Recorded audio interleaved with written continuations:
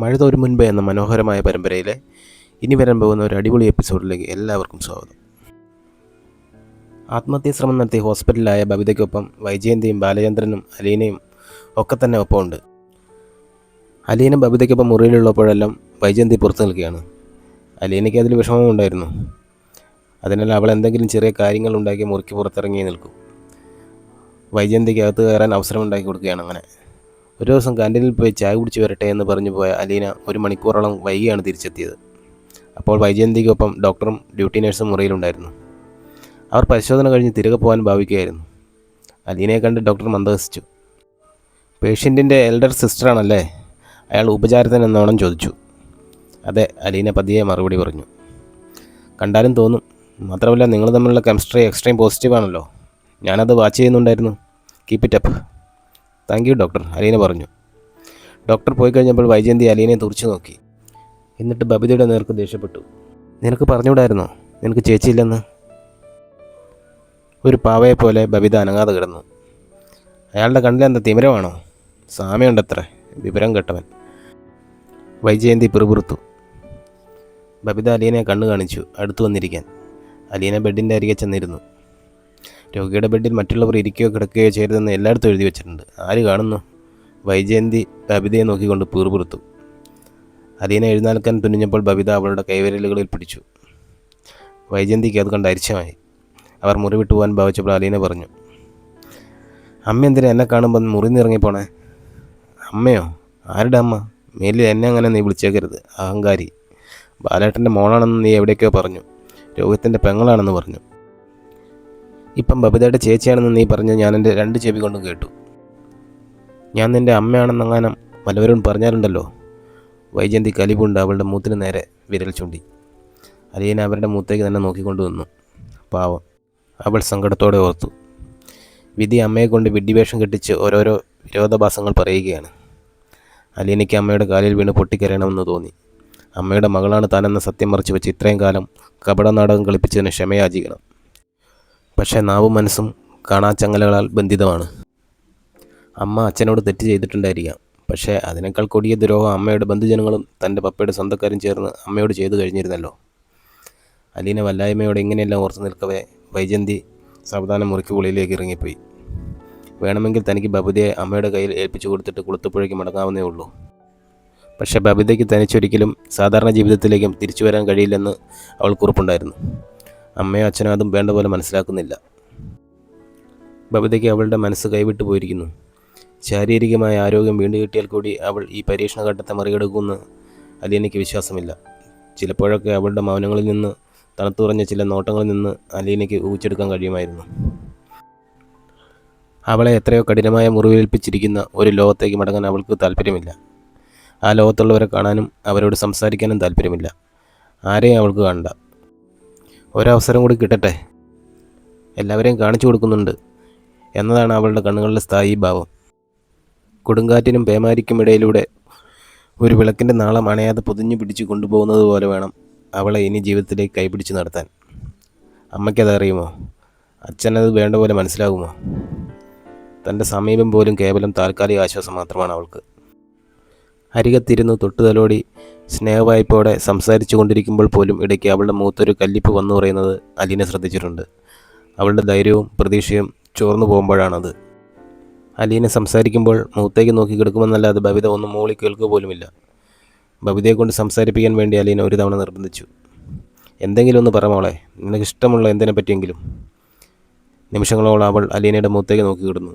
എന്നിട്ട് സാവധാനം പറഞ്ഞു, എനിക്കിനി ജീവിക്കണ്ട. അലീന വല്ലാതായി. താനൊഴിച്ച വെള്ളം അത്രയും കമിഴ്ത്തി വെച്ച കൂടത്തിന് മീതെയാണ് വന്നു വീണത്. അലീന അവളുടെ കൈപ്പടം വിടർത്തി തൻ്റെ കവളത്തേക്ക് ചേർത്തു. നിനക്ക് എന്നോട് ഇത്തിരിയെങ്കിലും സ്നേഹമില്ലേ? ഇല്ലെന്ന് ബബിത തലവെട്ടിച്ചു. എനിക്ക് മനസ്സിലായി. അവൾ പാഴായും ശൂന്യമായും കിടക്കുന്ന അനന്തമായ മരുഭൂമിയിലേക്ക് എന്ന വണ്ണം വിദൂരതയിലേക്കാണ് അയച്ചുകൊണ്ട് പറഞ്ഞു. എനിക്കാരുമില്ല ചേച്ചി, എനിക്ക് മനസ്സിലായി. എന്നെ ആർക്കും വേണ്ട. ഞാനുണ്ടല്ലോ മോളെ നിനക്ക്, നിൻ്റെ തൊട്ടടുത്ത്. അലീന അവളുടെ വിരലുകൾ ചുംബിച്ചുകൊണ്ട് പറഞ്ഞു. ബബിത അപ്പോഴും നിഷേധാർത്ഥത്തിൽ തലയാട്ടി.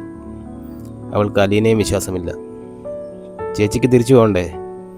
ഇല്ല, ഞാൻ നിന്നെ വിട്ടിട്ട് പോവില്ല. അവൾ അലീനയുടെ നേർക്ക് സൂക്ഷിച്ച് നോക്കിക്കൊണ്ടേയിരുന്നു. അവൾക്ക് പിന്നെയും എന്തൊക്കെയോ ചോദിക്കാനും പറയാനും ഉണ്ടെന്ന് അലീനയ്ക്ക് തോന്നി. പക്ഷേ അവൾ പിന്നെ സംസാരിച്ചില്ല. അലീന പിന്നീട് ബാലേന്ദ്രനോട് ഇക്കാര്യം ചർച്ച ചെയ്തു. അവൾ ഭയപ്പെട്ടിരുന്നത് പോലെ തന്നെയായിരുന്നു ബാലേന്ദ്രൻ്റെ പ്രതികരണം. അവൾക്കിപ്പോൾ ഒരുവിധം സുഖമായില്ലേ? ഇന്ന് ഡിസ്ചാർജ് ചെയ്യാമെന്ന് ഡോക്ടർ പറഞ്ഞു. അച്ഛനത് നിസ്സാരമായി കാണരുത്. ഒരാളൊരു അപകടത്തിൽപ്പെട്ടിട്ട് ചികിത്സിച്ച് സുഖമായതുപോലെ അല്ല ഇത്. അവളെ നല്ലപോലെ കെയർ ചെയ്യണം അച്ഛാ. ഇല്ലെങ്കിൽ ഇനി അവളിത് തന്നെ ചെയ്യും. അവൾക്കിനി ജീവിക്കണ്ട. നിനക്ക് കടപ്പാട്ടൂർ വന്ന് കുറച്ച് ദിവസം താമസിക്കാൻ പറ്റുമോ? ഞാൻ വരാം, പക്ഷേ അമ്മയെക്കൊണ്ട് സമ്മതിപ്പിക്കണം. നന്നായി. ജയന്തി ഇപ്പോഴേ ചൂരെടുത്ത് കയ്യിൽ പിടിച്ചിരിക്കുക. നീ ആ മുറ്റത്ത് കാൽകുത്തിയാൽ അടിച്ചിറക്കൽ. ഞാൻ അവളെ കുളത്തുപുഴയ്ക്ക് കൊണ്ടുപോയാലോ അച്ഛാ? അത് പ്രാക്ടിക്കലാണോ? ആരോടൊക്കെ ഉത്തരം പറയണം? ജയന്തി സമ്മതിക്കുമോ? അതൊരിക്കലുമില്ല.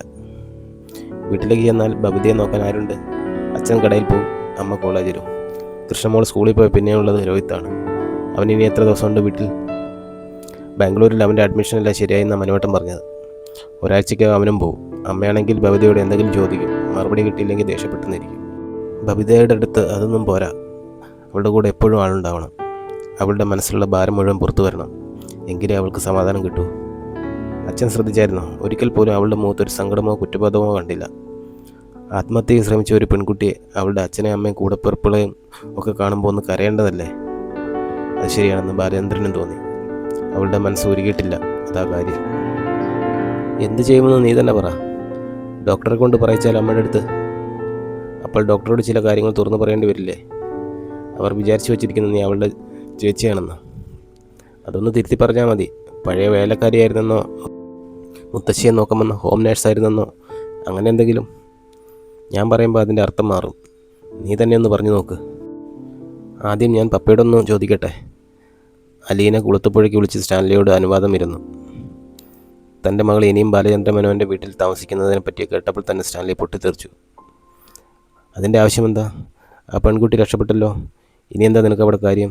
അത് നിന്നെ ഇഷ്ടമില്ലാത്ത വീട്ടിൽ നീ അവിടെ ചെന്ന് ഇനിയും കലഹമുണ്ടാക്കാനാണോ? ഒരു കാര്യം ചെയ്യേ, ഇവിടെ വന്ന് നിൻ്റെ പെട്ടിയും കിടക്കുകയെല്ലാം എടുത്തുകൊണ്ട് പോയിക്കോ. എനിക്ക് വീട് പൂട്ടി എങ്ങോട്ടെങ്കിലും പോകണം. സ്റ്റാൻലിയുടെ കോപം അടങ്ങുവോളം അലീന മൗനമായി നിന്ന് കേട്ടു. ഒടുവിൽ അവൾ പറഞ്ഞു, പപ്പ, അവൾക്ക് കഷ്ടിച്ച് സുഖപ്പെട്ടുവെന്നേ ഉള്ളൂ. അവളെ വേണ്ട പോലെ നോക്കാൻ ആരുമില്ല. അവളുടെ അച്ഛനും അമ്മയില്ലേ, സഹോദരങ്ങളില്ലേ, ബന്ധുജനങ്ങളില്ലേ? അവർക്കില്ലാത്ത ബാധ്യത നിനക്കെന്തിന്? സ്റ്റാൻലി ചോദിച്ചു.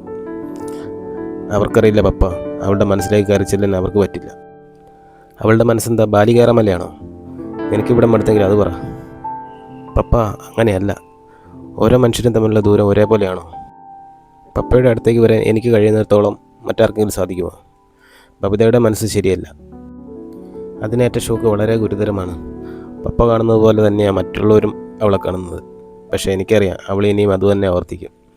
അവൾക്കിനി ജീവിച്ചിരിക്കണമെന്നില്ല. ജീവിക്കാൻ ആഗ്രഹമില്ലാത്തവർ പോട്ടെന്ന് വെക്കണം.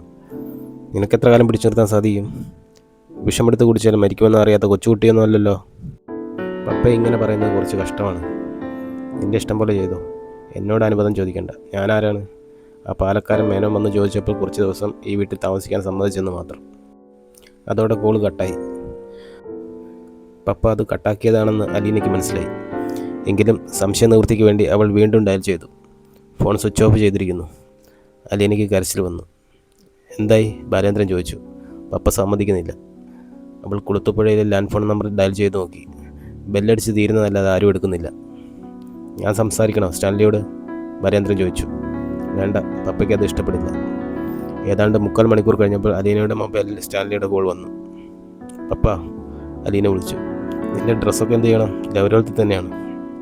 അലീന മിണ്ടിയില്ല. പാലായിൽ ചെന്നാൽ നിനക്ക് മാറി കൊടുക്കാൻ വേറെ ഡ്രസ്സുണ്ടോ? ബൈജുവിൻ്റെ കയ്യിൽ കൊടുത്തയച്ചേക്കാം. അലീന വിതമ്പിപ്പോയി. വേണ്ട പപ്പ, ഞാൻ എങ്ങനെയെങ്കിലും അഡ്ജസ്റ്റ് ചെയ്തോളാം. അതിൻ്റെ ആവശ്യമില്ലല്ലോ. ബൈജു എവിടേക്കാണ് വരേണ്ടത്? ഹോസ്പിറ്റലിലോ അതോ മേനോൻ്റെ വീട്ടിലേക്കോ? ഇന്നിവിടുന്ന് ഡിസ്ചാർജ് ആവും പപ്പ. ഞാൻ വിളിച്ച് പറഞ്ഞാൽ മതിയോ? തിരിച്ചു വരാൻ എത്ര ദിവസം കൊടുക്കും? ഒരു കാലാവധി പറഞ്ഞാൽ എനിക്ക് അങ്ങോട്ടെങ്കിലും യാത്ര പോകാമല്ലോ. പപ്പ അങ്ങോട്ട് പോകാനാ? അൻ്റാർട്ടിക്കയിൽ മഞ്ഞുരുകുന്നെന്ന് കേട്ടു. അതൊന്ന് കാണണം. ഞാനെന്തിനാ ഇനി ഇവിടെ തനിച്ച് കിടക്കുന്നത്? പപ്പയ്ക്ക് പരിഭവം തീർന്നിട്ടില്ലെന്ന് അലീനയ്ക്ക് മനസ്സിലായി. അവിടെ പോകുമ്പോൾ ഞാനും കൂടി വരാം. ഞാനും ഇതുവരെ മഞ്ഞുരുകുന്നു കണ്ടിട്ടില്ല. മറുവശത്ത് പ്രതികരണമൊന്നുമില്ല. പപ്പ, അവൾ വിളിച്ചു. എന്നോട് ദേഷ്യമാണോ? നീ പോയിട്ട് വാ. ഇതിൻ്റെ മറുപടി ഞാൻ അപ്പോൾ പറയാം. താങ്ക് യു പപ്പ. എന്ന് പറഞ്ഞ അയാൾ കേട്ടില്ല. അതിനു മുമ്പേ കോൾ ഡിസ്കണക്റ്റായി. പപ്പ സമ്മതിച്ചു. അവൾ ആനന്ദാശ്രുക്കളോടെ പറഞ്ഞു, ഇനി അടുത്ത നടപടി ഡോക്ടറെ കൊണ്ട് സംസാരിപ്പിക്കുക എന്നതാണ്. അലീനെ തന്നെ ഡോക്ടർ പിഷാരടിയെ കണ്ട് സാഹചര്യങ്ങൾ ധരിപ്പിച്ചു. അവൾ ബബിതയുടെ സഹോദരിയല്ലെന്ന് പറഞ്ഞപ്പോൾ ഡോക്ടർ ആശ്ചര്യപ്പെട്ടു. പിന്നെന്താ അവരുമായിട്ടുള്ള ബന്ധം? ആ കുട്ടിക്ക് നിങ്ങളുമായാണല്ലോ ഏറ്റവും അധികം അടുപ്പം. പ്രായമായവരെ നോക്കാൻ വന്ന ഹോം നഴ്സിനോട് ഇത്രയ്ക്കൊരടുപ്പം വരുമോ? എനിക്ക് വിശ്വസിക്കാൻ കഴിയുന്നില്ല. ആ കുട്ടിക്ക് മാത്രമല്ലല്ലോ, ആ വീട്ടുകാർക്കെല്ലാം നിങ്ങളോട് വളരെ അടുപ്പമാണല്ലോ. ഞാനവിടെ താമസിച്ചിരുന്ന കാലത്ത് അങ്ങനെ ഒരു അടുപ്പമുണ്ടായി. പക്ഷേ അവിടുത്തെ മാടവുമായി അഭിപ്രായ വ്യത്യാസമുണ്ടായിട്ട് ഇടയ്ക്ക് പിണങ്ങി പോകേണ്ടി വന്നു. ഇപ്പോഴും അവർക്കെന്നോട് നീരസമുണ്ട്. ഡോക്ടർ ഒന്ന് പറഞ്ഞാൽ ഞാനെന്ത് പറയണം? ഒന്നാമത് അതെൻ്റെ ഡ്യൂട്ടിയുടെ ഭാഗവുമല്ല. ഡോക്ടർ, ബബിത ഇപ്പോഴും സാധാരണ നിലയിലല്ലല്ലോ. അവൾക്ക് മരിച്ചാൽ മതിയെന്നേ ഉള്ളൂ. അതിൻ്റെ കാരണമൊന്നും ആർക്കും അറിയില്ല. നല്ലപോലെ കെയർ ചെയ്തില്ലെങ്കിൽ അവൾ ഇനിയും എന്തെങ്കിലും അബദ്ധം കാട്ടും. അവർക്കില്ലാത്ത ആങ്സൈറ്റി നിങ്ങൾക്കെന്തിനാ? അവരുടെ മോളെ അവരല്ലേ നോക്കേണ്ടത്. ഡോക്ടർ, ഒരു മനുഷ്യജീവനല്ലേ, മത്സരമല്ലല്ലോ ഇത്. എനിക്ക് അവളെ തിരുത്താൻ സാധിക്കും. ഡോക്ടർ ആലോചനയോടെ തല ഉലുക്കി. ഓക്കെ, ഞാൻ പൊതുവായിട്ടൊന്ന് സംസാരിക്കാം. നിങ്ങളുടെ പൊളിറ്റിക്സ് ഒന്നും അറിയാത്ത മട്ടിൽ. ഡിസ്ചാർജ് ചെയ്യലും ബില്ല് തീർക്കലുമെല്ലാം 3 മണിയോടുകൂടി കഴിഞ്ഞു. അവർ മുറി കഴിഞ്ഞു പോകുന്നതിന് മുമ്പ് ഡോക്ടർ പിഷാരടി പേഷ്യൻറ്റിനെ കാണാൻ വന്നു. നാടി പിടിച്ച് പൾസ് നോക്കി, കൺപോളകൾ വിടർത്തി പരിശോധിച്ചു. എന്നിട്ട് പറഞ്ഞു, കഴിഞ്ഞു നോക്കാൻ മറന്നേക്കുക. ജീവിതം എന്ന് പറയുന്നത് വലിയ വിലപിടിപ്പുള്ള സംഗതിയാണ്. ഒരൊറ്റ തവണയെ നമുക്കത് കിട്ടൂ. ഒരിക്കൽ കെടുത്തി കളഞ്ഞാൽ പിന്നെയില്ല. ബബിത കേട്ടുകൊണ്ടിരുന്നു. വിഷമിക്കണ്ട, ഒരബദ്ധം ആർക്കും പറ്റും. അത് ആവർത്തിക്കാതിരിക്കുന്നവരാണ് ബുദ്ധിമാന്മാർ. ഡോക്ടർ അലീനയുടെ നേർക്ക് ഒന്ന് പാളി നോക്കിയിട്ട് തുടർന്നു. കുറച്ച് ദിവസത്തേക്ക് ഒരു ശ്രദ്ധ വേണം. നീ അടുത്തുള്ളപ്പോൾ അവൾക്ക് വളരെ ആശ്വാസം കിട്ടുന്നുണ്ട്. ഞാനത് ശ്രദ്ധിച്ചു. വീട്ടിൽ ചെന്നാലും അവളെ ഒറ്റയ്ക്ക് വിടണ്ട. അവളുടെ റൂമിൽ തന്നെ കുടിക്കോ. ഓക്കെ? ഡോക്ടർ അലീനയെ നോക്കി പറഞ്ഞു. അലീന തലയാട്ടി. വൈജയന്തി തെല്ലുനേരം പകച്ചു നിന്നുപോയി. എവിടെയോ ഒരു അട്ടിമറി നടന്നിട്ടുണ്ടെന്ന് അവർക്ക് തോന്നി. ശരി മിസ്റ്റർ മേനോൻ, സന്തോഷമായിട്ട് പോയിക്കോളൂ, ഡോക്ടർ ആശംസിച്ചു. ബാലചന്ദ്രൻ ഡോക്ടർക്ക് നന്ദി പറഞ്ഞു. പാക്ക് ചെയ്യാനും സാധനങ്ങളെടുത്ത് കാറിൽ വെക്കാനും അലീന ബാലചന്ദ്രനെ സഹായിച്ചു. വൈജയന്തി ഒന്നിലും സഹകരിക്കാതെ മാറി നിന്നതേ ഉള്ളൂ. അവരുടെ മനസ്സിൽ വലിയൊരു യുദ്ധം നടക്കുന്നുണ്ടായിരുന്നു. ബബിതയെ അലീനയാണ് താങ്ങിപ്പിടിച്ച് കാറിൽ കയറ്റിയത്. പിൻസീറ്റിൽ അവളോടൊപ്പം അലീനയും കയറിയിരുന്നു.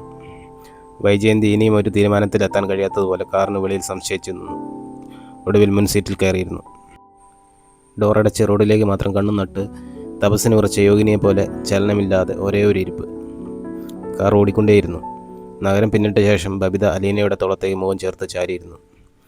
അലീന അവളെ മടിയിലേക്ക് കിടത്തി ചിരസിൽ തലോടിക്കൊണ്ടിരുന്നു. എപ്പോഴോ അവൾ ഉറങ്ങി.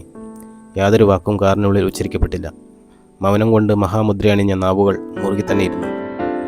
കാർ നിന്നറിഞ്ഞാണ് ബബിത കണ്ണു തുറന്നത്. അലീന അവളെ താങ്ങിപ്പിടിച്ച് മടിയിൽ നിന്ന് ഉയർത്തി. കാർ വീട്ടുമുറ്റത്ത് നിൽക്കുന്നത് കണ്ട് ബബിത അത്ഭുതപ്പെട്ടു. താൻ ചെറുതായി ഒന്ന് മയങ്ങിയതേ ഉള്ളൂ എന്നായിരുന്നു അവളുടെ വിചാരം. വൈജയന്തി ഡോർ തുറന്നിറങ്ങി നേരെ സിറ്റൗട്ടിലേക്ക് കയറിപ്പോയി. രോഹിത്തും കൃഷ്ണജയും ഇറങ്ങി വന്നു. അലീന ബബിതയുടെ ഇടതു കൈയിലും രോഹിത്ത് അവളുടെ വലതു തോളിലും പിടിച്ച് സിറ്റൗട്ടിന് നേർക്ക് നടത്തി. അലീന സിറ്റൗട്ടിലേക്ക് കാലെടുത്ത് വെക്കും മുമ്പ് ഒരു കഠിന സ്വരം കേട്ടു. നിൽക്ക്. അവൾ മുഖമുയർത്തി നോക്കിയപ്പോൾ 2 കൈയിലും വലിയ ട്രോളി ബാഗും തൂക്കി പൂമോഹവാദിക്കൽ വൈജയന്തി. ഞാൻ പുറത്തോട്ട് ഇറങ്ങിയിട്ട് നീ അകത്തോട്ട് കയറിയാൽ മതി. അലീന സ്തംഭിച്ചു നിന്നു. വൈജയന്തി ട്രോളി ബാഗുകൾ വലിച്ചു കൊണ്ടുവന്ന് പോർച്ചിൽ കിടന്ന കാറിൻ്റെ ഡിക്കിയിൽ കയറ്റി.